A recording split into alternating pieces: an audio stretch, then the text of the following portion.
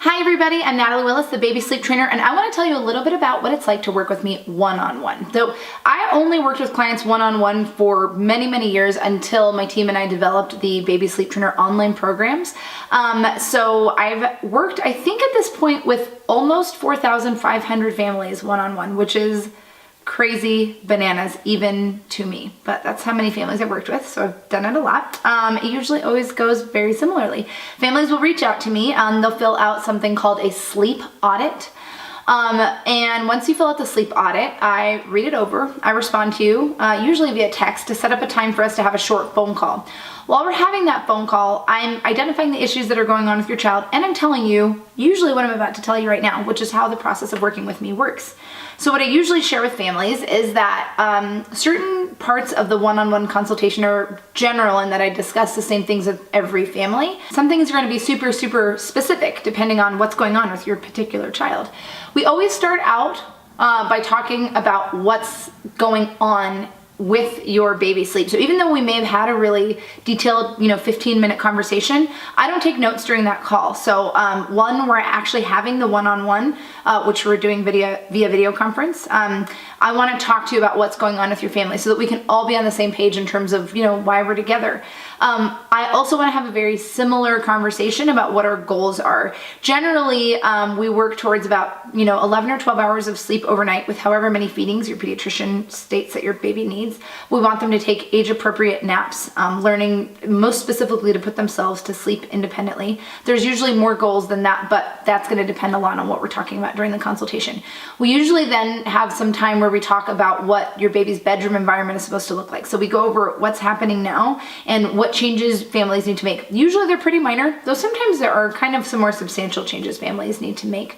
But thankfully, the changes that you do need to make tend to be pretty straightforward and not crazy major.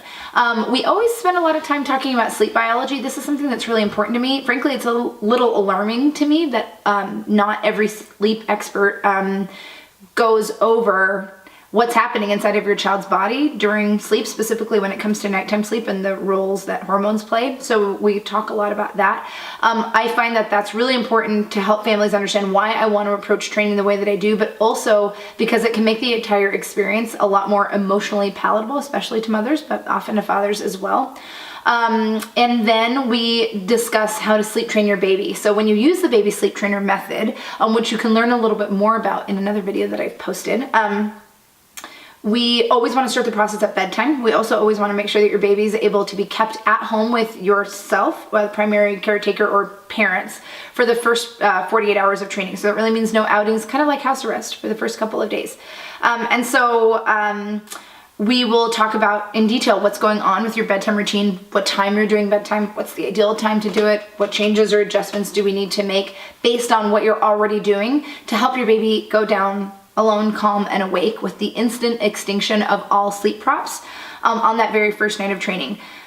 We discuss what to do when your child obviously expresses the fact that they're frustrated with the fact that you're not helping them fall asleep. We talk about that, right? We develop a check-in system together that's going to help them know that you're there, help you be able to interact with them. We also, though, want to talk about how to make sure that the checks you're doing aren't disruptive on your child. It can be really disruptive to have a parent entering the room repeatedly when the child is obviously showing you signs that they're trying to fall asleep. And we talk about what those signs are and how you can know what specific signs your child's going to be giving you. Whatever method we describe, or rather whatever check-in system we develop together during the consultation, that's what you're going to apply throughout the rest of the night.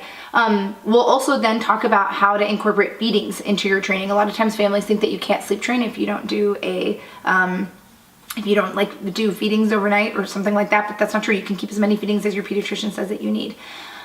We continue talking about the night. We'll talk about early morning sleep, which can sometimes be challenging. That's usually the hardest time of day for babies to sleep, so we approach that in a special way. Then we talk about nap training. This is going to be very specific to both your child's age, but also other things that I'm going to learn through the consultation. But the underlying premise is always the same, that if they're going to fall asleep during sleep training, they're only doing it independently. So we talk about how to approach that. When do we feed them? How do we put them down for their naps? What do we do if they don't sleep? How long are we giving them time to figure out how to fall asleep on their own?